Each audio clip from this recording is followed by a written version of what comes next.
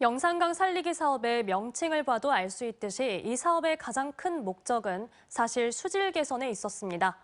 사업이 끝난 지 10년, 영산강의 수질은 좋아졌을까요?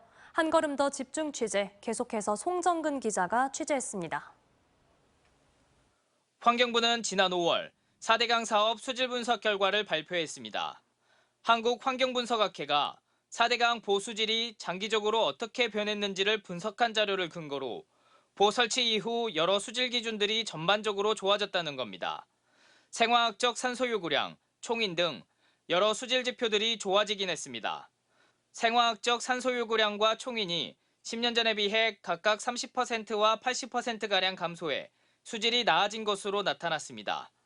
하지만 이렇게 좋아진 수질이 준설과 보건설 덕분이라고 단언할 수 없습니다. 무엇보다 총인 지표가 감소한 것은 광주시 생활하수를 영산강으로 보내기 전에 처리하는 총인 처리 시설을 설치한 덕이 큰 것으로 전문가들은 해석하고 있습니다.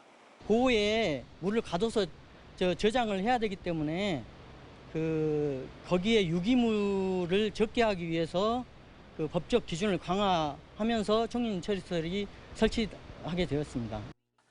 환경부 또한 하수처리 시설 강화와 같은 오염원 저감 대책 추진덕이라고 밝혔습니다. 물이 4대강 사업을 하기 전보다 깨끗해졌다고는 하지만 영산강 수질이 시민들이 마실 수 있을 만큼 깨끗해졌는지는 그 누구도 자신 있게 말하지 못합니다. 이명박 정부는 보가 생기면 물그릇이 커져서 물이 깨끗해질 것이라고 했지만 영산강은 보가 건설된 이후 해마다 녹조 때문에 몸살을 앓아왔습니다. 그나마 문재인 정부가 승천보 상시 개방을 결정한 이후 영산강 녹조 현상이 줄었다고 환경단체는 주장합니다. 녹조도 완화가 됐고 수질도 개선이 됐기 때문에 이번에 제 자연화 계획을 4대강 보호 처리 방안을 상시 개방하고 해체했던 그 결정을 하루속히 이행해야 된다고 생각합니다. 영산강 살리기 사업은 정권이 바뀔 때마다 몸살을 앓고 있습니다.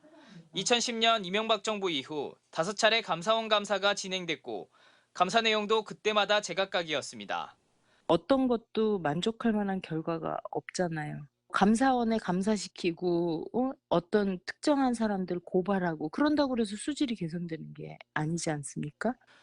앞으로 정권이 바뀌면 그에 따라 감사원이 다시 감사해서 그 결과도 또 바뀌는 웃지 못할 상황이 연출될 가능성도 있습니다. MBC 뉴스 송정근입니다.